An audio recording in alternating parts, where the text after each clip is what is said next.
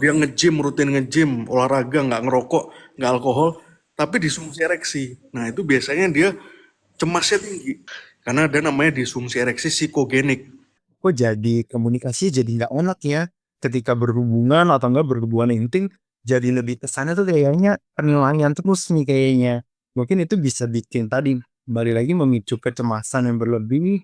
Jadi overthinkingnya tuh banyak banget. Jadi di pikiran tuh udah skenario nya banyak banget. Jadi cemas. Jadi misalnya nggak bisa mempertahankan ereksinya, gairah seksualnya misalnya jadi menurun gitu ya. Jadi otaknya tuh lebih banyak menilai. Jadi nggak mindful gitu ya. Jadi disfungsi ereksi itu 3 syaratnya. Pertama, dia sulit untuk memulai ereksi, atau dia sulit untuk mempertahankan ereksi. Nah, yang ketiga, dia bisa ereksi tapi dia kurang keras. Tapi ketika udah mulai muncul pertanyaan, ini gue kenapa ya? Mungkin itu udah satu tanda bahaya tuh. Dan kita perlu lihat juga dari pikiran, perasaan, sama perilaku tuh biasanya saling berkaitan tuh. Kayak tadi, oh ini kok udah nggak bisa erektif, jadi susah untuk erektif. Itu sebenarnya salah satu tanda gejala juga. Tapi bisa juga kita kembali lagi nih, oleh psikiatri memang cukup subjektif ya antara satu orang dengan orang lain, pasti beda tuh biasanya.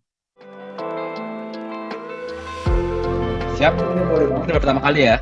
Jadi baru pertama kali buat kita semua kali ya, dari tim Bolzi, tim Bro, dan juga dokter-dokter ini sekalian untuk live sharing lah tentang mengenai satu topik live pertama kita kan, bisa dikatakan, yaitu Confident Man, The Science and Psychology Behind the Intimacy for Him and Her.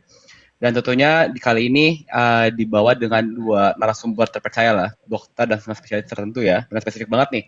Mungkin aku introduce dulu dari Dr. Christian Christopher Sunu, spesialis andrologi, di mana Dr. Sunu ini lulus dari Universitas Airlangga untuk spesialis satu andrologi, sudah pengalaman lebih 10 tahun, dan sekarang sudah bisa ada praktik secara online di Bro, dan juga offline di Eka Hospital BSD, Eka Hospital Grand Family Peak, dan juga Eka Hospital di MT Haryono. Dan tentunya Dr. Sunu ini memberikan layanan konsultasi andrologi, meliputi kesuburan, kesehatan, dan kualitas seksual dan hormon.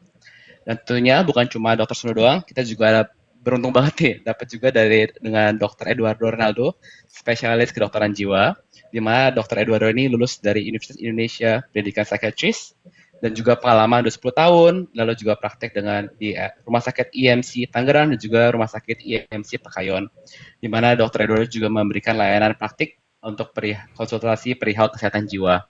Jadi terima kasih banyak nih dok sudah meluangkan waktunya dan juga meluangkan insight-insight dan juga pengetahuan-pengetahuan dokter yang sudah alami dan juga mungkin pengalaman yang lebih jauh lah daripada kita semua ya. Jadi mungkin benar-benar narasumber super terpercaya lah untuk masalah topik ini. Dan tentunya untuk live kali ini dibawakan oleh kolaborasi antara Bro dan juga Bozi, di mana Bro adalah platform digital untuk kesehatan seksual pria dewasa dengan pelayanan meliputi kualitas seks, fertilitas atau kesuburan, dan keamanan seks. Dan tentunya Bro ini juga memberikan ada promo nih untuk kali ini, Confident 8, kapital semua, untuk klaim potongan 8% saat checkout di www.bro.io. Dan juga Bro juga dapat dicek akun TikTok bro@brohealthcare. Dan juga kolaborasi dengan Bozi adalah brand essential pria yang menghadirkan standar baru dalam kenyamanan dan grooming. Dirancang dengan presisi, dibuat untuk pria yang berani tapi percaya diri, made for the bold. Bisa langsung cek promo mereka di akun langsung di bozi.co. Oke, mungkin aku refresh kali ya. Untuk kali ini topik pembicaraan kita adalah Confident Man, Design and Psychology. Mereka di akun langsung di. Oke. Jadi Science Psychology Behind Intimacy for Him and Her. Mungkin buat kita bagi 3 stage kali ya dok, biar kita step by step lah untuk dalam bentuk topik ini. Mungkin kita pertama tentunya awal dari redefining intimacy sendiri kan, tentunya dengan untuk membangun awareness apa itu intimacy. Lalu kita akan lanjut dengan part 2-nya tentang the science and psychology behind intimacy, untuk kita lebih mengetahui lah kira-kira faktor ataupun juga apa saja sih yang berkaitan dengan intimacy ini. Dan tentunya terakhir adalah bagian actionnya, which is adalah confidence as prevention, di mana kita preparing the mind and the body for intimacy. Dan ini cocok banget untuk sesuai dengan Valentine Edition ya. Pas banget nih minggu ini Valentine. Jadi untuk para pasangan-pasangan, suami istri, ataupun juga yang akan datang, tentunya ini merupakan sebuah narasumber yang terbaik lah untuk sebagai tips dan trik untuk kedepannya. Mungkin sekian dari dulu, mungkin aku bisa mulai dulu kali ya dari tentang redefining definisi tentang intimasi sendiri kan. Kadang-kadang intimasi ini tentunya sebuah kata yang kita sering dengar, tapi kadang kan tafsir orang berbeda-beda gitu kan. Terutama apa sih intimasi yang sehat itu? Mungkin kalau dokter sendiri dari dokter Sunu dan juga dokter Eduardo kalau mendengar apa sih itu intimasi yang sehat? Kalau dan definisi menurut para dokter itu sebenarnya apa sih? Kenapa? Karena banyak orang tuh yang selalu mikirnya cuma tentang performa doang. Apakah cuma itu doang kah sekedar intimasi? Ataukah ada lebih dari itu? Mungkin aku persilahkan dokter Sunu dulu kali ya untuk menjawab ini. Nanti berlanjut dengan dokter Eduardo. Oke, sebelumnya saya ingin ucapkan thank you dulu nih ke Bro, Polsi, Dokter Edo, sama apa tadi hostnya lupa lagi saya, sorry. Safi, dok. Aneh Ya, namanya, dok. jadi gini, kalau kita ngomongin intimacy ya, khususnya di bidang seksual ya, kita harus bicara itu dari kesehatan fisik dan kesehatan psikologis. Nanti Dokter Edo akan banyak bicara tentang kesehatan psikologis. Jadi kita harus sehat dulu. Minimal kita itu sehat. Nah, WHO bilang sehat itu standarnya agak susah ya. Jadi itu dirasakan oleh pasien sendiri kan. Itu suatu yang sangat subjektif. Jadi ada pasien nih, tensinya 150, tapi 150/90, tapi dia merasa sehat gitu. Dia bisa melakukan aktivitas sehari-hari dengan baik, quality of life-nya bagus. Ya udah, nggak ada masalah gitu. Nah, kalau di bidang andrologi ya, kita bicara di laki-laki, itu paling gampang itu kita cek namanya hormon testosteron. Nah, hormon testosteron itu laki-laki itu di range 300 sampai 800. Tapi dia sudah mulai mengalami gejala penurunan libido atau penurunan gairah seksual itu saat sudah di bawah 500. Itu sudah berasa. Nah, pasien-pasien saya itu rata-rata sudah testonya udah naik ke 700, itu dia mulai stabil tuh. Nah, dengan awalnya itu kita untuk menjalin suatu intimasi itu kita butuh namanya arousal atau gairah seksual. Nah, gairah seksual ini selain dari testosteron, dia juga dipengaruhi oleh pembuluh darah yang sehat. Seperti kita tahu laki-laki itu kan dia harus melakukan ereksi dulu kan. Dia kalau nggak ereksi dia nggak bisa melakukan penetrasi kan. Nah, itu dipengaruhi dengan pembuluh darah yang sehat. Cara paling gampang adalah kita cek tekanan darah, ya kan, kondisi jantungnya, nadinya seperti apa, kemudian hormonnya seperti apa, dan juga kita cek gula darah. Nah, itu paling gampang adalah gula darah sewaktu, gula darah puasa, dan HbA1c. Itu harus kita normalkan dulu, baru nanti kalau ada gangguan, kita bisa berikan terapi-terapi untuk next levelnya. Seperti itu. Mungkin Dokter Edo mau menambahkan? Betul, betul. Tadi kan kalau dokter Sunu kan lihat dari sisi fisiknya, tapi secara WHO itu juga uniknya dia kan kalau misalnya kesehatan itu pokoknya kalau nggak ada kesehatan mental tuh sehat fisik tuh jadi terkenal banget pasti ya. Kalau misalnya kita fisiknya sehat, tapi suasana perasaan, pikiran, perasaan dan perilakunya tuh saling berpengaruh gitu, jadi kayak lingkaran gitu ya. Itu jadi nggak enak banget tuh pasti kita untuk berhubungan, untuk menjalin relasi. Dan biasanya sebuah hubungan itu memang sangat penting tuh untuk menjaga kesehatan mental sama misalnya kesehatan seksual. Nah, tadi misalnya dari dokter Sumo ada tuh banyak pemeriksaan misalnya untuk hormon testosteron gitu ya, karena misalnya ada pemeriksaan HbA1c gitu ya. Tapi memang kalau dari kesehatan mental itu kita bisa lihat juga misalnya fungsi dia sehari-hari gimana sih, fungsi dia ketika menjalin koneksi atau hubungan sama pasangan, sama istrinya, sama anak, atau enggak sama keluarga secara keseluruhan itu seperti apa. Jadi itu secara komprehensif tuh. Nah, biasanya memang akan terganggu juga tuh untuk pola relasinya gitu ya. Karena memang dari suatu keintiman yang sehat itu biasanya butuh banget nih misalnya dari attachment yang cukup secure gitu ya. Kalau misalnya dia attachmentnya misalnya nggak secure gitu ya, jadi avoidant kah atau enggak jadi anxious banget, mungkin bisa tuh mempengaruhi. Dan juga tadi misalnya dokter Suni juga udah bahas juga tuh misalnya, oh nanti kalau misalnya pembuluh darahnya nggak sehat, nanti akan kesulitan juga mungkin untuk ereksinya kah, atau misalnya untuk arausalnya, atau misalnya untuk desire-nya. Oh ternyata laki-laki maupun perempuan itu juga bisa loh ternyata untuk mengalami itu beberapa satu atau bisa lebih dari fase-fase dari ini fase-fase dari hubungan seksualnya. Kan kita tahu ada desire-nya seperti apa sih, terus kemudian untuk rasalnya seperti apa, kemudian hal-hal itu tuh ya nanti bisa dipengaruhi itu ternyata. Jadi ternyata memang butuh banget tuh karena seksualitas itu bukan cuma urusan fisik, tapi dia juga ternyata sangat dipengaruhi dari pikiran, emosi, dan gimana sih cara kita menjalin relasi gitu ya antara pria dengan perempuan ataupun mungkin dengan teman dekat lainnya gitu. Mungkin itu. Hmm, makasih bah, bener banget sih aku setuju banget ya. Karena emang sebuah intimasi itu berusaha ekosistem bisa dikatakan seperti itu ya. Ada dari sisi biologi, ada juga di bagian sisi emosional juga, di mana emang itu mempengaruhi satu dengan yang lainnya kan. Jadi nggak bisa dipungkiri kita nggak bisa diklik satu sisi doang karena dulunya saya saling menopang lah satu dengan yang lain. Dan aku setuju banget sih tadi kalau Dr. Sunu bilang kalau emang definisi sih definisi, tapi kadang kan itu subjektif ya. Jadi setiap Betul. kali ke dokter pun aku ditanya sakit gak sakit, menurut aku sih sakit ya, cuma menurut dokter sakit atau gak sakit aku juga bingung. Jadi kadang-kadang level itunya, spektrum itunya kali ya, kadang-kadang yang mungkin emang butuh ditafsir lebih lanjut dan juga mungkin lebih didekatkan secara emosional tapi juga secara konsultasi kan, supaya apa yang pasien maksud dengan dokter terima itu align juga gitu sih. Tapi benar-benar banget aku setuju. Setuju banget sih bahwa semua intimasi itu bukan cuma performa tapi juga soal koneksi juga kan. Jadi beyond just intimacy as just a verb doang gitu loh. Tapi benar emosional juga. Mungkin kita langsung lanjut aja dengan karena tadi dokter juga udah menyinggung kan. Kira di intimasi itu dibaliknya bukan cuma masalah biologi, tapi juga ada masalah psikologinya kan. Jadi kadang-kadang tuh ada banyak yang pria bingung kayak masalah ini tuh normal nggak sih? Masa kalau misalnya makin tua, kok aku performanya makin jelek? Ataukah emang ada beberapa faktor kah yang mempengaruhi performance sebuah intimacy inilah kalau bisa katakan seperti itu? Hmm.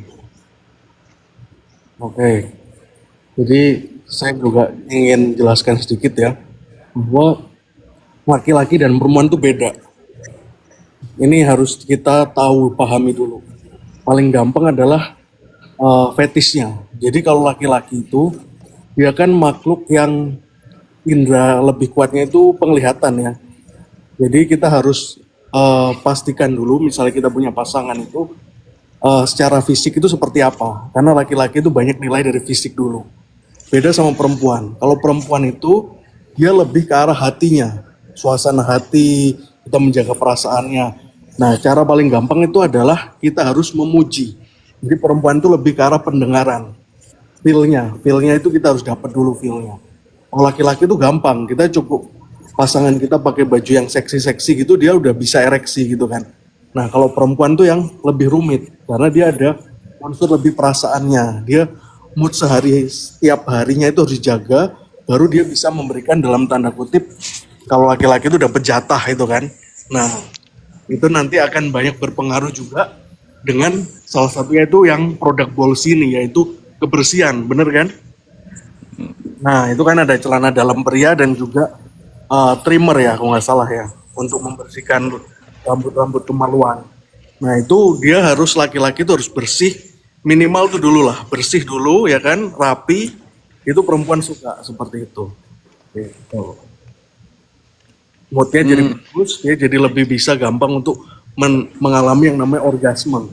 Jadi orgasme itu apa? Orgasme itu adalah puncak kenikmatan dari suatu hubungan seksual. Itu hanya berlangsung sekitar 5-10 detik. Tapi itu yang puncak-puncak keluarnya hormon oksitosin, dopamin, ya kan, serotonin.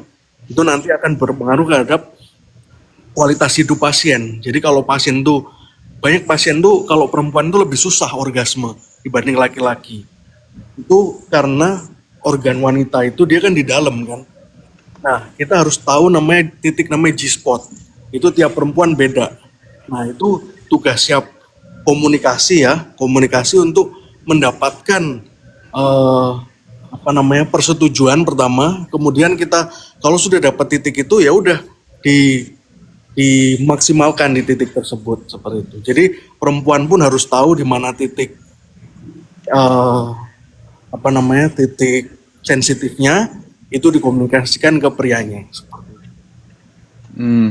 Oke. Tapi tadi Dokter Sunu udah kayak berdasarkan pengalaman pribadi kali, udah berdasarkan tips and trick dari proven relationship nih. Iya. Jadi emang udah terbukti Jadi kita kali ya. sebagai dokter itu Tips-tips harus ya. harus genuine mungkin.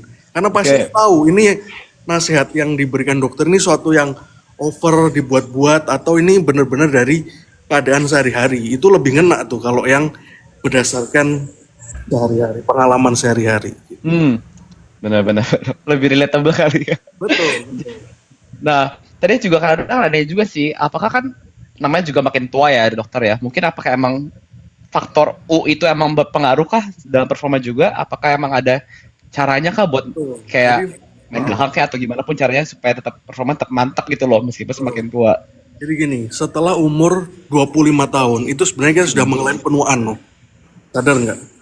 Tapi itu namanya, kita bilangnya itu masih di tahap belum kelihatan. Tapi dari segi hormonal, dari segi eh, kemampuan kita untuk melakukan recovery itu sudah menurun. Jadi itu namanya aging. Aging itu sudah dari 25. Tapi baru berasa itu atau eh, kita bilangnya itu apa ya? Aging yang sudah mulai terlihat lah ya, berasa itu di umur 35 tahun. Tapi aging itu ada yang aging sehat. Nah, ini pentingnya kita menjaga atau investasi dari muda. Dengan cara apa? Ya paling gampang pola hidup dulu, ya kan?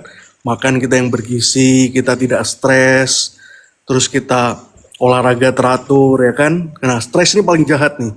Pasien-pasien saya itu banyak yang karena mengalami disfungsi ereksi bertahun-tahun, dia stres. Gulanya itu naik sampai 300. Begitu saya obati disfungsi ereksinya ya, itu dia bahkan bisa kembali ke 100 sampai 90 gula darah. Jadi gula darah itu sangat terpengaruh dengan tingkat stres seseorang.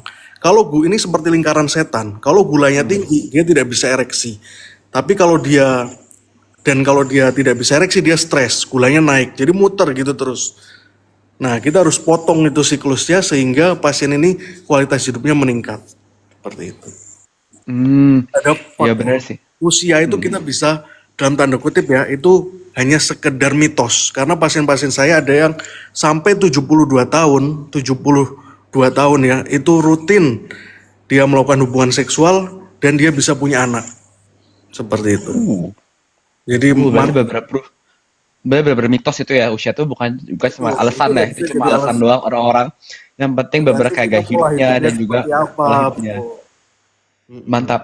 Jadi itu sebagai motivasi kita lah untuk tetap maintain gaya hidup yang baik Jadi sampai meskipun sampai investasi tua pun. terbaik itu bukan kripto, bukan saham, bukan emas, tapi kesehatan. Kalau sakit Betul, itu nggak bisa, semua itu nggak bisa kita nikmatin. Gitu.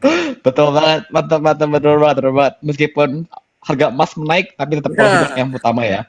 iya betul. Nah, tapi pas banget sih. Emang sebenarnya kan tadi dokter sendiri juga udah bilang kan, ngomongin tentang masalah hormon, stres, gaya hidup, dan sebagainya kan. Sebenarnya emang seberapa besar sih efek dari 3 poin ini kali ya, 3 faktor terbesar ini, ke ereksi, libido, dan energi sebagai performa pria? Oh sangat. Jadi gini, kita selama ini kan selalu di dalam tanda kutip kan seperti di apa ya, dicuci otak gitu ya, kasarnya lah ya. Itu kita itu harus minum obat seumur hidup ya kan. Nah, apalagi kalau udah kena diabetes, kena kolesterol, kena hipertensi. Padahal dengan kita memperbaiki sistem hormon itu bisa memperbaiki semuanya. Kolesterol bisa turun, gula turun, banyak efek-efek positif yang kita bisa dapatkan. Tapi kan kita selalu seperti ditakut-takutin ya kalau terapi hormon itu nanti efek sampingnya ini, itu. Kalau yang melakukan dokter spesialis itu tidak ada sampai komplikasi-komplikasi tersebut tidak akan muncul. Seperti itu. Terus Oke. kalau saya bercanda dengan pasien, dokter ini suntik hormon efek sampingnya apa dok? Saya selalu bilang, ini kalau kita kontrol bagus, bukan efek samping pak yang muncul, efek maju ke depan. Mantap. Tetap melaju ya. Melaju lebih cepat ya dok, kontrol Betul. Maju ke hormonnya. depan, bukan ke samping itu. Mantap dok, bener banget, bener banget. Nah, mungkin pas banget nih, pas juga dokter Edo udah balik lagi nih. Karena tadi juga ngomongin masalah stres juga dengan hidup kali ya. Tuh. Namanya stres ini kan pasti tentunya sangat beririsan langsung dengan namanya psychological health kita juga kan. Terutama stres ini beberapa kata-kata yang seksi banget lah dikatakan di semua kalangan gitu ya. Dikit-dikit stres, apa-apa ya stres, apa-apa stres. Jadi kira-kira efeknya itu seperti apa ya emang ke stres ini dari bentuk psikologi sampai ke performance intimasi kita gitu loh. Kira-kira tuh relasinya di mana ya dok kalau boleh tahu?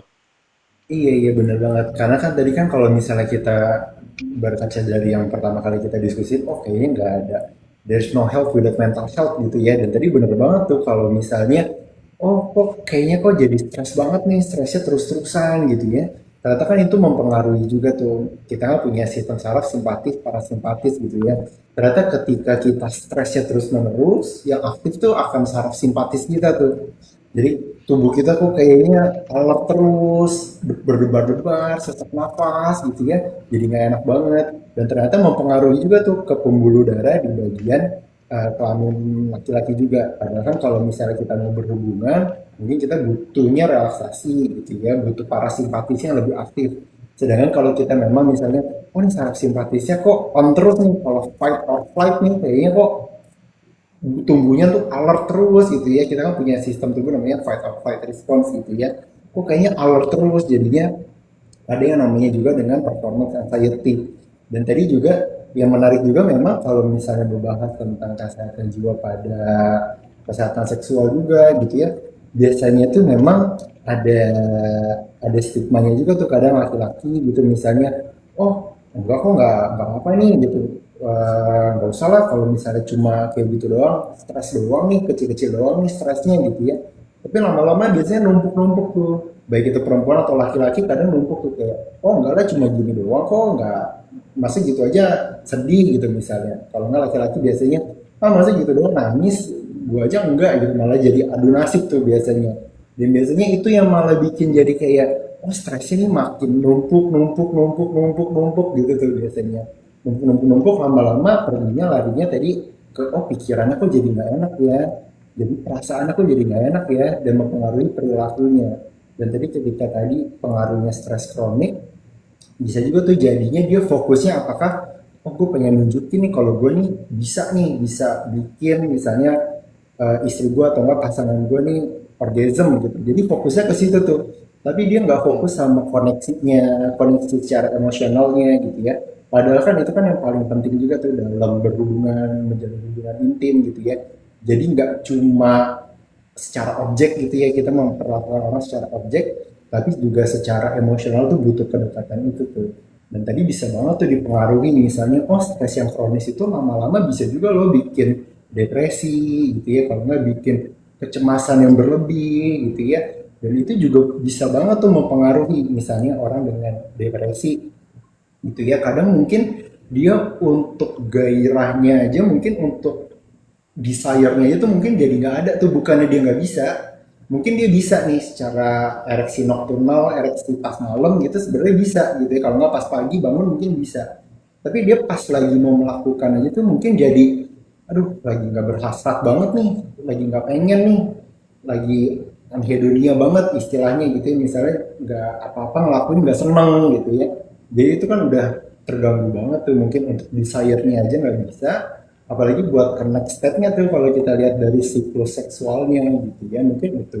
Atau mungkin ada juga yang cenderung stresnya kronis gitu, jadi stresnya anxiety-nya berat banget, jadi ketika misalnya berhubungan fokusnya dia adalah, wah nanti gue bisa nggak ya nyampe ke target ini, bisa nggak ya bikin orgasme, bisa nggak ya gue kayak gini, wah nanti gue jadi cenderung takutnya dinilai nih sama orang, sama pasangan gue misalnya gitu ya.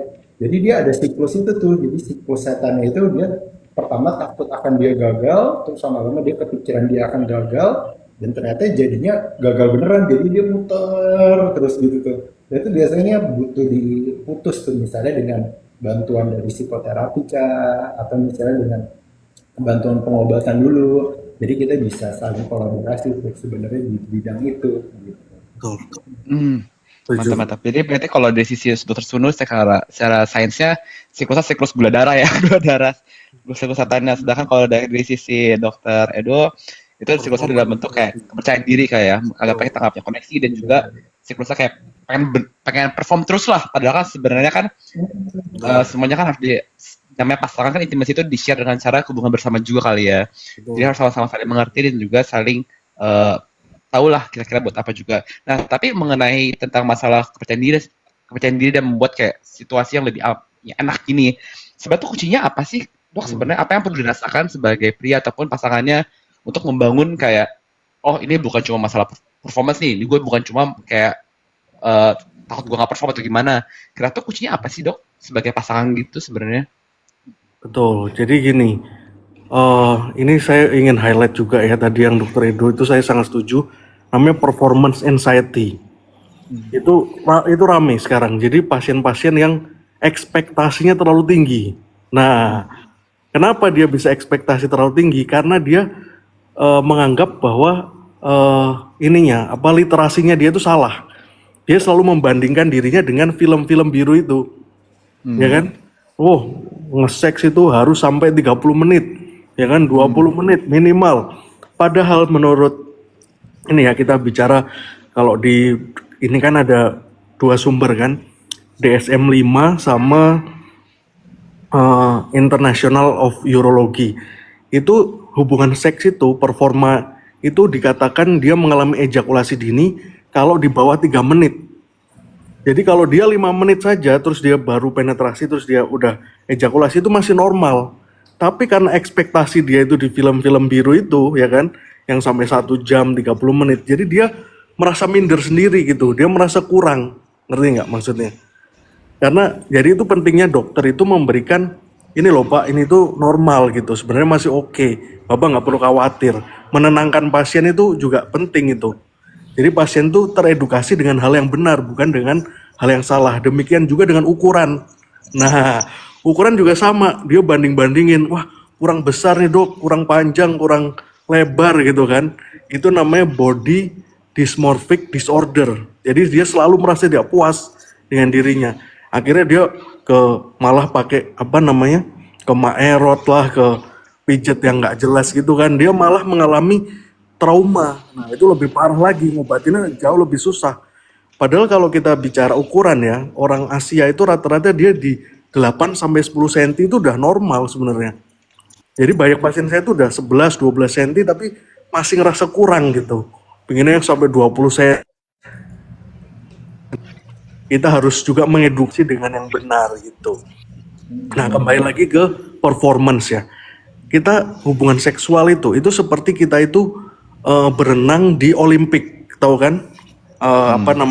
Kolam renang Olimpik itu bolak-balik, ya kan? Itu adalah namanya metabolic equivalent. Jadi hubungan seks itu setara dengan kita berenang bolak-balik itu.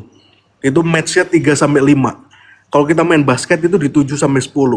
Jadi bisa dibayangkan ya, kalau pasien-pasien itu dia ekspektasi tinggi ya kan, dia pingin setiap hari seperti itu. Padahal kita bicara atlet aja, kita ngomongin sepak bola. Kadang-kadang dia kan dia high performance. Nanti minggu depan dia pertandingan berikutnya belum tentu kan dia performanya sama persis seperti yang minggu sebelumnya dia jadi man of the match misalnya. Itu pun sama, hubungan seks itu seperti itu. Jadi nggak bisa kita patokan setiap kali kita hubungan seks harus full power, harus sesempurna itu, nggak bisa. Nah, kadang ada kita mood kerjaan kita lagi berat, lagi akhir bulan gitu kan, lagi stres. Nah, itu sangat-sangat mempengaruhi gitu. Jadi set your expectation in the right place gitu. Sunat tadi memang yang bisa mempengaruhi itu terutama dari ada istilahnya zaman sekarang tuh memang ada tuh kayak toxic masculinity gitu ya. Betul. Kayaknya tuh butuh banget nih misalnya memang karena dari faktor dari stigma budaya dari zaman dulu misalnya oh kalau laki nih harus breadwinner nih, kalau laki nih harus kuat, laki harus strong. Mungkin itu mempengaruhi persepsi juga nih. Kayak tadi dokter Sunu kan bilang, wah kalau laki nih harus gede nih, harus gedenya sampai kayak yang bule-bule yang kayak gimana gitu. Performanya jadi harus 30 menit, 45 menit. Padahal mungkin kalau di film-film biru gitu kan mungkin dia nggak tahu berapa kali take juga kan dia nggak tahu berapa kan. Tapi kan itu yang dia nggak tahu, mungkin itu yang miskonsepsi. Betul. Dan memang toxic masculinity itu bikin pasien-pasien, terutama yang laki-laki juga jadi kayaknya, oh gue kalau ada perasaan sedih nih, oh gue pendem aja deh. Ini enggak sedih kali, ini mah cuma gini doang, lemah banget sih. Terus nanti biasanya memang kalau kita lihat angka risiko membahayakan diri, misalnya angka bunuh diri itu lebih banyak yang berhasil itu di pria biasanya. Kalau perempuan itu biasanya self harm gitu misalnya ya. Tapi kalau yang laki-laki tuh karena tadi tuh nggak mau cari bantuan, kesannya tuh enggak cuma gini doang, jadi gue kuat nih, jadi kayaknya gue strong nih. Karena toxic masculinity-nya itu sampai misalnya nanti dia udah keburu kewalahan banget, udah full blown gitu ya, gejala depresinya, Udah atau burn out mungkin ya. gejala anxiety-nya sampai memuncak banget, ibaratnya gelas tuh udah penuh sampai luber gitu ya. Nanti biasanya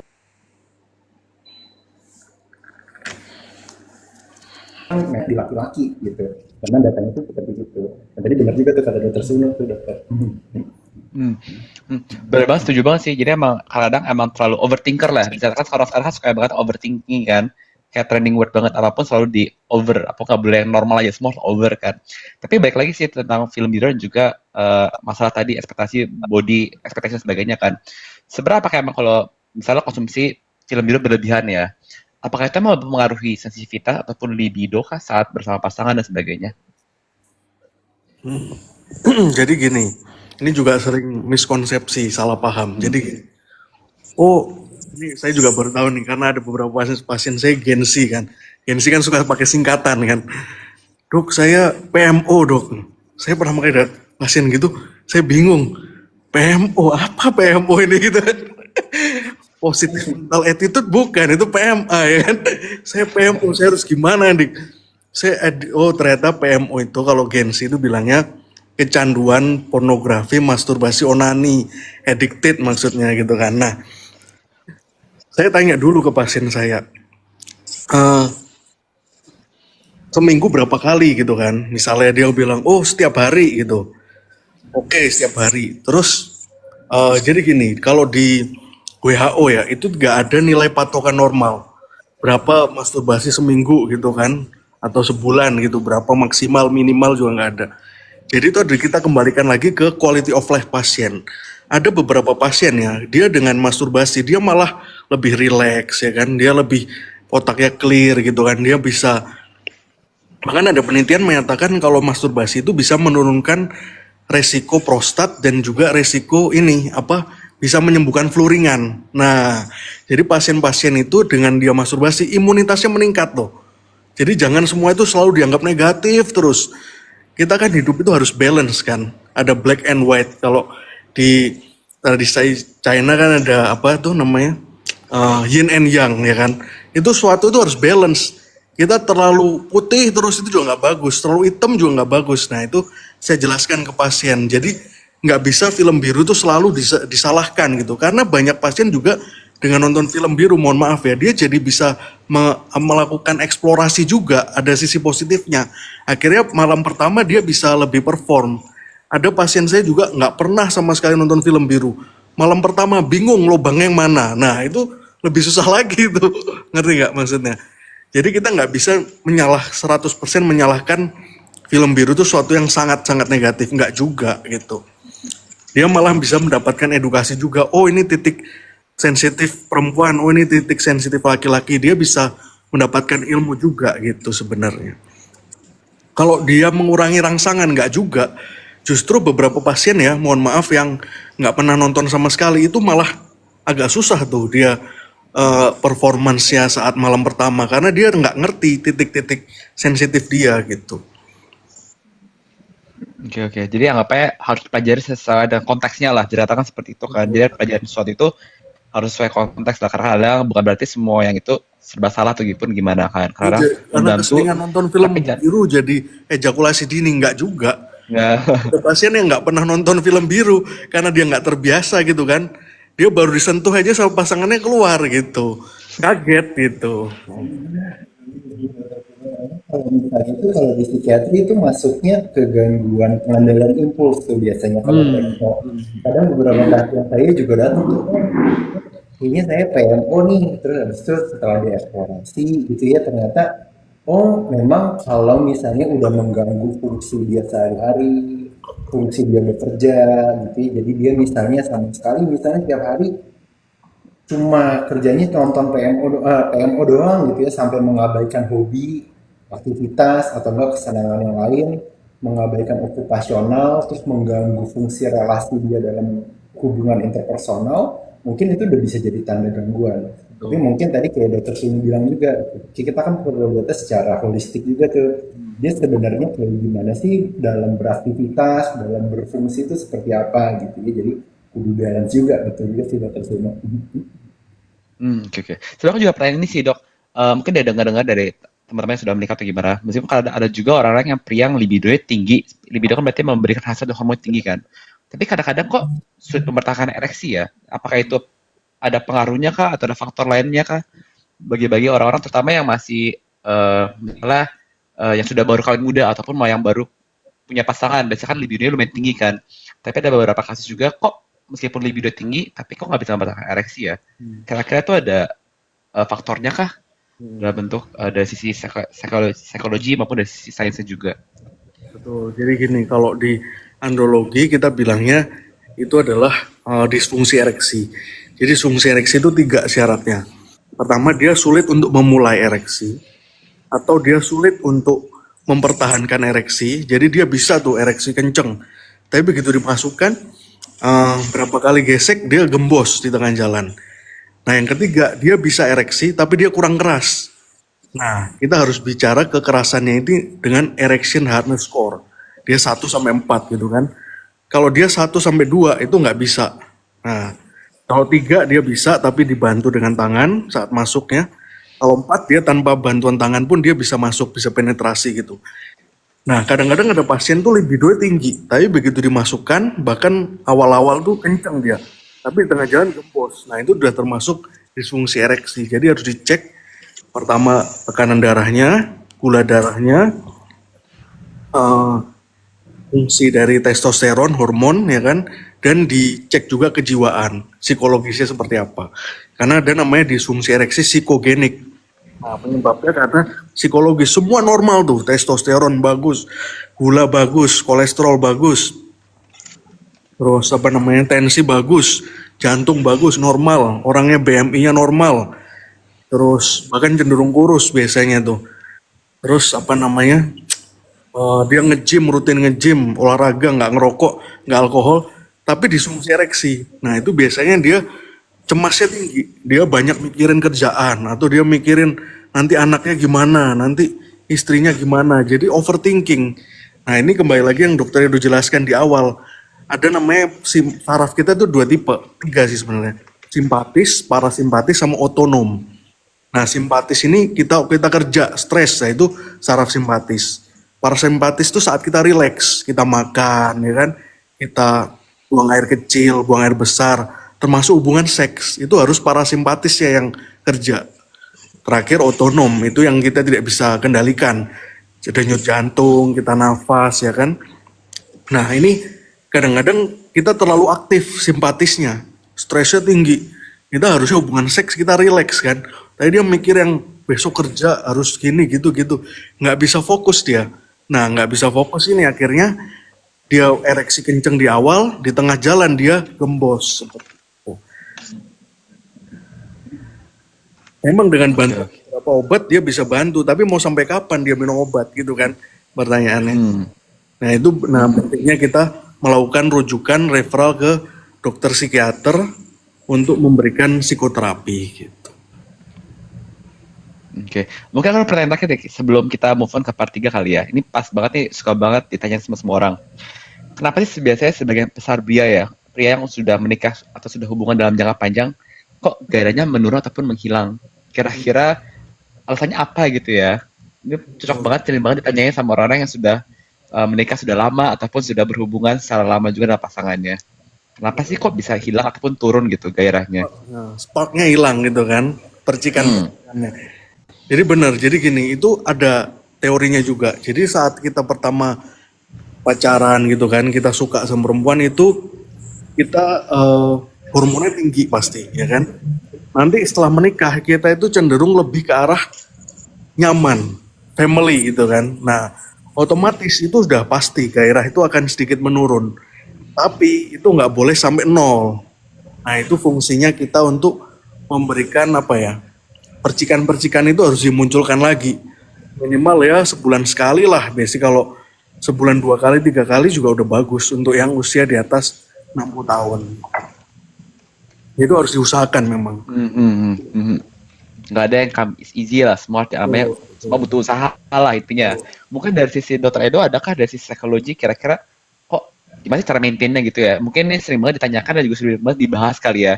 Cuma kadang kan emang manusia butuh diingetin terus kali ya supaya tetap nyangkep gitu loh, melekat terus di pikirannya. Kira-kira kalau dari psikologi tuh cara bikin melekatnya tuh gimana sih gitu loh. Yang namanya komunikasi lebih assertif, ada yang komunikasi pasif, ada yang komunikasi agresif tuh. Biasanya mungkin awal pas PDKT gitu ya, komunikasinya Hmm. cenderung assertif gitu. Oh kamu gimana? Jadi komunikasinya dua arah gitu ya, karena lagi PDKT. Tapi seiring berjalannya waktu bisa aja lama-lama komunikasi jadi pasif nih. Kayak misalnya, oh ya nanti juga tahu kok, pasangan gua tahu juga lah, udah 20 tahun masa nggak tahu gitu. Tadi benar juga tuh Dr. Sunu.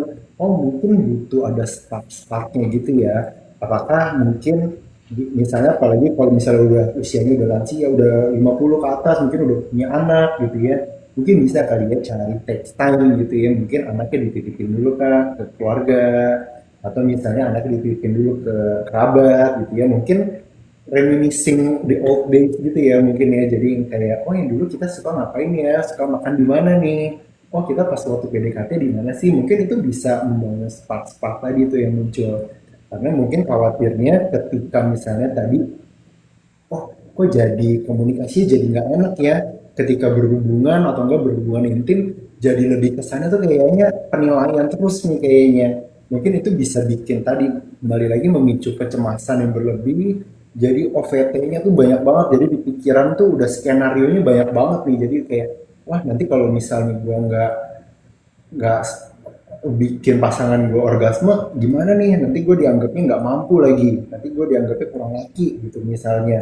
Itu mungkin bisa jadi salah satu skenario tuh yang ada di kepalanya pasien gitu misalnya ya, yang bikin dia jadi cemas, jadi misalnya nggak bisa mempertahankan ereksinya, nggak lihat gairah seksualnya misalnya jadi menurun gitu ya, jadi otaknya tuh lebih banyak menilai, jadi nggak mindful gitu ya.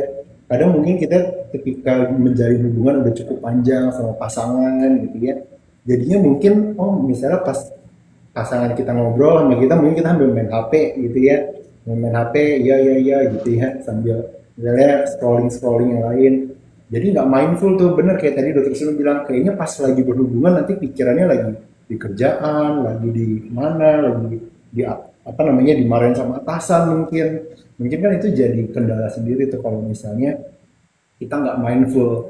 Mungkin salah satu cara untuk menumbuhkan spark tadi ketika kita lagi komunikasi, misalnya sekedar makan simple misalnya di rumah gitu ya, makan malam bareng lagi ada kesempatan.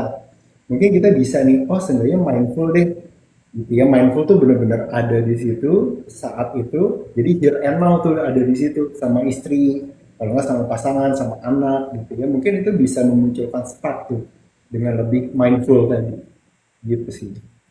Hmm. Benar banget. Jadi harus to be present lah intinya lah. Jadi juga jangan cuma jadi bodinya doang di sana, tapi pikiran pun juga harus di Iya, sana juga. Jangan sampai badannya di sana, fisik di sana, tapi pikirannya udah melayang kemana-mana. betul. Benar banget sih. Apalagi kalau misalnya lagi berhubungan gitu ya, lagi Hmm, berhubungan, kadang bisa juga tuh, kenapa sih nggak bisa mempertahankan ereksinya, mempertahankan arousalnya gitu ya, pas lagi tadi pas fase-fase mau orgasme gitu ya. Mungkin karena nggak mindful tuh pas lagi berhubungan, bukan koneksinya yang dijaga, tapi dia mikirin ke sana kemari. Jadi kayak kalau di otak tuh kayak cabangnya langsung banyak banget tuh. Biasa pasien bilang ke saya, kayaknya saya pikirannya ribut banget nih, berisik banget. Nah itu tuh mungkin salah satu anxiety berlebih, kalau nggak salah satu gejala depresi bisa juga kayak gitu. baik, baik. Ya, baik benar banget sih. Jadi tadi kan kita udah juga ngebahas banyak banget faktor-faktor ya dari sisi biologi maupun dari juga psikologi tentang faktor-faktor yang berpengaruh intimasi antara sang pria dan juga sang wanita. Mungkin kita langsung lanjut aja ke part terakhir kita, yaitu di mana conflict prevention, preparing the mind and the body. Kita lebih mikirin actionnya apa sih? Mungkin tandanya apa, preventionnya apa, dan apa yang dilakukan. Mungkin aku boleh mulai dari signage dulu kali ya. Kan banyak banget kan pria kalau nggak perform misalnya udah capek doang lah, atau nggak ya udahlah sekali-sekali doang kan. Jadi kadang kan kita terlalu ignorant untuk menangkap beberapa sinyal-sinyal sebenarnya gitu kan. Kalau kita sebenarnya kayak kayaknya ada masalah nih, cuma kita selalu ignorant gitu hitungannya. Jadi sebenarnya kalau dari sisi dokter, dari psikologi ataupun dari sisi biologi, kira-kira itu biasanya tanda-tandanya apa sih yang paling harus alert gitu loh. Kita kayak kayak gue harus look for help, atau kayak gue harus do something else gitu loh. Biasanya kira-kira tuh tanda-tandanya apa sih yang bisa sering orang abaikan? Kalau dari sisi pria, paling gampang adalah cek morning erection ya. Kalau pagi-pagi dia udah nggak ereksi, berarti dia udah need help itu. Tanda kedua adalah dia mulai mengalami penurunan gairah seksual. Ya kan dulu dia seminggu bisa 2 kali, 3 kali, sekarang seminggu cuma sekali. Nah itu udah tanda bahaya. Kemudian dia udah mengalami metabolic syndrome. Apa aja itu? Jadi dia mulai mengalami obesitas, lingkar perutnya di atas 120 cm, kemudian dia ada hipertensi, kemudian gula darah puasanya di atas 120, kemudian dia mengalami hiperkolesterolemia, kemudian dia mengalami eh, penurunan massa otot. Nah, dia biasanya nge-gym tuh kuat, sekarang tiba-tiba cepet capek ya kan. Nah, itu udah tanda-tanda mengalami penurunan kualitas hidup dan penurunan kita bilangnya andropause ya. Jadi kalau perempuan kan menopause, kalau laki-laki andropause seperti itu. Oke. Kelihatan kok Jadi bedanya kelihatan. oke. Berarti emang ada beberapa tanda-tanda lah secara biologi pun yang kita harus sebenarnya cek dan juga Warning aware sign, gitu ya. warning sign betul. Warning sign-nya lah. Anggapnya alert nih, oh kita harus ngapain nih? Harus. Juga kalau itu dibiarkan Hmm. ereksi itu 5-10 tahun kemudian sekitar 60% tuh akan menjadi penyakit jantung. Oh, oke. Jadi kalau pasien Oke, usia oke. 30-an sudah mengalami disfungsi ereksi, itu harus cepat-cepat cek karena 40-50 dia bisa, itu adalah warning sign untuk dia mengalami serangan jantung 10 tahun kemudian. Oke. Oke, jadi anggapnya emang nggak boleh kayak kita ignore kayak tanda-tanda kecil lah, karena anggapnya kan itu pasti merembet kemana-mana kan, secara biologi dan juga kita secara badan semua aliran darah ngalir semua satu ke yang lain. Mungkin kalau dari si dokter Edo dari sisi psikologi, kira-kira tuh tanda-tandanya apa sih yang biasanya orang kayak ya udahlah lain kali aja atau gimana? Kira-kira apakah dari pengalaman dokter? Memang salah satu tanda dan gejalanya tuh gangguan seksualitas itu juga ya, misalnya kok tiba-tiba kayak tadi, oh ini kok jadi nggak bisa ereksi nih, jadi susah nih untuk ereksi. Itu sebenarnya salah satu tanda gejala juga tuh, misalnya apakah depresi atau enggak anxietas yang berlebih tadi. Tapi bisa juga kita kembali lagi nih, kalau di psikiatri memang cukup subjektif ya, antara satu orang dengan orang lain pasti beda tuh biasanya. Dan biasanya paling tahu tentang diri kita sendiri itu sebenarnya ya kita sendiri itu sebenarnya. Jadi ketika kita ngerasanya lagi udah mulai nggak enak, mulai sedih, tapi kok terus-terusan nih setiap hari, hampir berminggu-minggu, mau melakukan pekerjaan yang biasanya gampang nih, misalnya di rumah, gampang nih ngerjain tugas rumah, kalau nggak ngerjain pekerjaan biasanya gampang, kok jadi susah. Hobi misalnya, hobi sebelumnya kita bisa ngelakuin, hobinya misalnya main bola, futsal, kalau nggak main padel nih sekarang sama teman-teman. Tapi kok lama-lama udah jadi nggak menyenangkan lagi nih kayak biasanya. Terus pas biasanya nih, biasanya pasien nanya ke yang laki-laki, biasa nanya ke teman, ini gue sedih bener gak sih gitu ya. Terus kadang dia pas nanya ke teman-teman yang lain nih, kadang teman-temannya malah jadi nggak memvalidasi nih, biasanya kayak oh enggak lah gitu doang. Nah dia jadi makin mengecilkan diri nih, padahal dirinya pas udah mau bertanya tentang hal itu, ini gue kenapa ya, itu udah satu tanda tuh kalau dia lagi nggak baik-baik aja. Kalau dia nggak baik-baik aja pasti dia nggak akan nanya dong ya, pasti dia kayak oh gue oke kok gitu, gue oke bisa bekerja dengan baik, relasi gue cukup baik. Tapi ketika udah mulai muncul pertanyaan, ini gue kenapa ya, mungkin itu udah satu tanda bahaya tuh. Dan kita perlu lihat juga dari pikiran, perasaan sama perilaku tuh biasanya saling berkaitan tuh. Apakah tadi oh kok kayaknya pikirannya ribut banget ya, mulai banyak skenario nya negatif, banyak yang mengkritik diri, kemudian perasaannya jadi sedih berkepanjangan terus menerus, sampai misalnya ada perilaku-perilaku yang membahayakan diri sendiri atau orang lain, misalnya apakah itu self harm atau enggak misalnya ada perilaku membahayakan diri secara langsung maupun nggak langsung gitu ya. Misalnya apakah oh kok gue ngerokok jadi makin banyak ya, biasanya gue ngerokok satu bungkus tapi lama-lama jadi berbungkus-bungkus nih, dua bungkus, dua setengah bungkus, atau enggak tiba-tiba jadi minum alkohol nih buat kalau lagi stres. Mungkin itu bisa jadi tanda-tanda bahaya. Tapi kembali lagi tiap orang pasti beda-beda tuh tanda bahaya dari pikiran, perasaan, sama perilakunya gitu sih. Oke, jadi emang harus sering self evaluation ya, bisa dikatakan seperti itu ya. Jangan sampai kayak satu hal yang kok udah berubah tapi kita kayak biarin aja keterusan. Takutnya kebablasan itu yang lebih bahaya, saking udah nggak bisa kebablasan, bener nggak kontrol, lalu udah merembet lah kemana-mana. Ya pikiran lah, overthinking sana sini, tiba-tiba badan lemah, dia benar-benar jadi siklus tersendiri lah, bisa dikatakan siklus setan sendiri. Nah mungkin karena kita udah mendengar ya kira-kira sign-nya apa aja sih sign-sign alert-alertnya yang kita mungkin butuh aware dan juga butuh ketahui dan juga butuh tindakan lah. Mungkin tentunya di setiap kejadian ini semua orang pasti nggak mau kan lah. Intinya kita pengen utamanya adalah prevention dibanding kita harus menanggulangi dengan ambel-ambelnya. Tentunya kita lebih pengen banget gimana sih cara nyegahinnya gitu loh. Gimana kita tetap harus bisa maintain intimasi ini tanpa harus sebuah kebebasan lah cerita seperti itu. Mungkin kalau boleh sharing dari sisi dokter Suno ataupun dokter Edo, kira-kira gimana sih cara tips-tips untuk mencegah hal yang terjadi lah, misalkan seperti itu. Gimana supaya tetap kita harus maintain dalam bentuk sexual intimacy antara pria dan wanita, tetap maintain, dan gimana cara kita lebih mencegah terjadi hal yang tidak diinginkan lah, dan jadi tetap menjaga arausalnya, menjaga intimasinya. Kira-kira tips dan triknya apa aja sih dari dokter? Dan mungkin dari pengalaman dokter dan juga konsultasi dengan beberapa berjutaan pasien ya. Kira-kira apa sih tips and trick yang bisa orang implement gitu dalam kehidupan mereka? Oke, jadi gini, yang sering saya tekankan ke pasien itu adalah jangan takut minum suplemen. Nah, ini orang sering salah kaprah juga pasien. Dok, kok obatnya baik banget, suplemennya baik banget, nanti ginjal saya rusak dok. Nah, itu ada mindset salah tuh. Saya bilang gini ke pasien, justru kalau bapak ibu nggak minum suplemen dari sekarang, 10 tahun lagi ginjal rusak, ngerti nggak? Jadi mindsetnya harus dibalik. Ini beda dengan obat, suplemen tuh beda sama obat gitu. Vitamin ya kan, kemudian antioksidan, kemudian ya kita inilah spill dikit ya, vitamin D3, D3K2, magnesium, zinc, terus astaxanthin. Itu adalah suatu yang harus jadi rutinitas dari kita muda, bahkan jangan tunggu udah sakit baru minum suplemen, ngerti nggak maksudnya? Jadi preventif itu dari hal-hal sederhana aja, apa yang kita konsumsi aja dulu, tiap malam, tiap pagi, tiap malam, konsistensi lah, intinya konsistensi. Jadi kalau kita sudah bikin suatu kebiasaan yang bagus ya, olahraga, minum air putih, mengontrol stres, namanya stres pasti ada kan, tapi gimana kita kontrolnya kan, terus kita minum suplemen ya kan, terus kita punya relasi sosial yang bagus, ya kan, teman-teman yang tidak toksik itu otomatis kita bisa menjadi apa ya, positif lah hidup kita. Jadi nggak cuman kita bicara ereksi aja, ini secara overall sebenarnya. Jadi vitamin-vitamin itu harus kita bagusin, kita penuhin lah. Jadi olahraga, yang pertama itu paling penting sebenarnya tidur.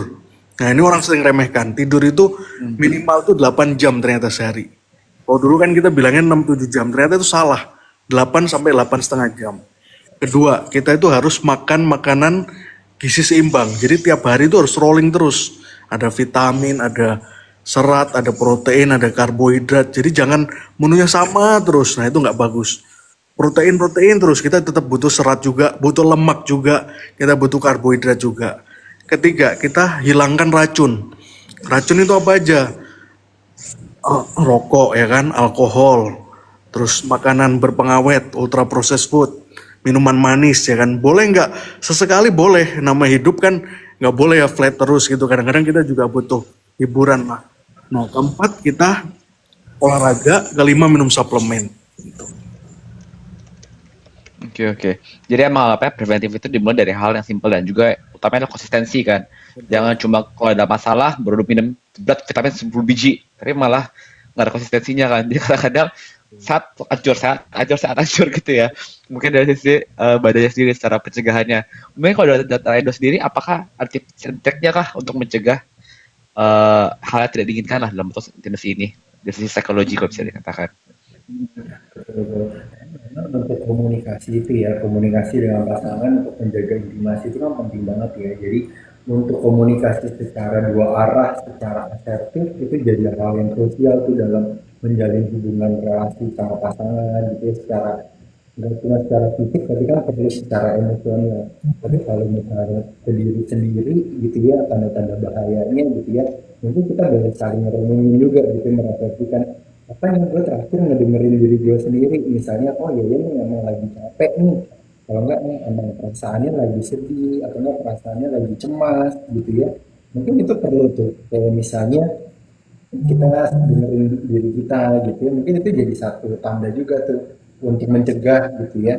Dan tadi memang Dokter Suno udah jelasin banyak hal ya tentang apa sih misalnya dari pola tidurnya dan tadi untuk jaga makannya juga gitu ya, itu sih kurang lebih hampir sama. Tapi memang kembali lagi untuk komunikasinya supaya attachment kita sama pasangan itu sama-sama secure tuh gitu ya, dari kita ke pasangan secure, dari pasangan ke kita juga sama-sama secure, jadi kita nggak saling menjauh atau saling cemas antara satu sama lain, tapi dengan komunikasi yang baik antara satu orang dengan orang lain, harapannya bisa bondingnya lebih kuat jadi hubungannya. Hmm, bener banget, bener banget. Makasih banget Mbak Dokter Edo. Berarti emang komunikasi is a key lah anggapannya kan. Namanya juga kayak namanya hubungan itu dua arah. Bukan cuma satu arah doang kayak ngomong sama tembok gitu ya.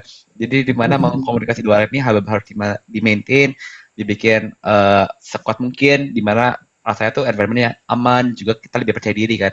Dimana kalau biasanya kalau situasinya aman, environment aman, tentunya kita lebih ekspresif dan juga lebih punya gairah juga hormon yang lebih lah. Misalkan seperti itu. Nah, aku udah gak nyangka udah sejam nih ngobrol sama dokter Sunono sama dokter Edo. Jadi secara langsung nggak sengaja nggak berasa gitu ya sejam kita udah ngebahas dari topik redefining intimacy dan bentuk awareness apa sih intimacy dari sisi biologi maupun psikologi. Dulu kita juga sudah membahas tentang masalah faktor-faktor sih kira-kira apa sih yang mempengaruhi sebuah intimacy itu dalam sebuah pasangan kan. Karena tentunya dari sisi biologi pun ada hormon, libido, ereksi dan sebagainya. Lalu di sisi psikologi ada bentuk connection, dalam bentuk safetyness, confidence dan sebagainya yang bisa membangun sebuah ekosistem di mana intimasi itu dibuat dengan berbagai faktor lah dan semua harus saling bersinergi dengan baik supaya membuat intimasi itu lebih bisa dinikmati dan juga di-maintain ke depannya lebih jauh. Dan tentunya terakhirnya kita juga sudah membahas tentang apa sih alert-alertnya, sainsnya, dan juga kira-kira tips dan trik untuk preventionnya. Tentunya kan semua intimasi ini hubungan core sebagai manusia pun juga itu yang pengen di-maintain dan juga pengen dibuat sehat lah kalau bisa selama mungkin kan. Dimana itu kita sebagai human kita berinteraksi dan juga bersosialisasi. Jadi tentunya dari tips-tips dari dokter Sunu, pola hidup sehat, terus terutama tidur, lalu vitamin, suplemen, dan juga konsistensinya untuk menjaga tubuh kita lebih sehat dan lebih secara blood flow and everything it's going well lah. Dan juga dalam bentuk koneksi, di mana komunikasi dua harus di-maintain, kita harus saling mendengar, be present, dan juga harus humble enough to know what's going on in your body gitu ya. Bukan cuma kayak dengar cuma pikirannya doang kemana-mana, tapi juga harus be present dan juga self-evaluation. Nah, jadi terima kasih sekali lagi Dr. Suno dan Dr. Edo atas waktu dan juga atas insight-nya. Tentunya semoga semua yang nonton sini belajar banyak banget. Tentunya itu merupakan tips dan trik baik yang sudah menikah yang lama ataupun yang baru menikah ataupun yang mau menikah nanti. Jadi sebuah tips and trick mungkin jadi fast track ya anggapannya ya. Jadi apa kayak free consultation nih hitungannya. Dapat banyak banget pengalaman-pengalaman yang sudah dialami para dokter dan juga narasumber ini. Jadi mungkin itu aja waktunya. Terima kasih sekali lagi Dr. Suno dan Dr. Edo atas waktunya dan juga narasumbernya. Mungkin saya Safi dari tim Bolzi dan juga Bro berterima kasih sekali lagi. Dan terima kasih untuk para penonton. Mungkin kita bisa close untuk live kali ini. Semoga kita bisa ketemu lagi ke depannya nanti. Selamat malam dokter. Terima kasih. Terima kasih ya bro yang bersih. Terima kasih ya dokter Suno. Sip. Dokter Sehat Edo. selalu semuanya. Sehat.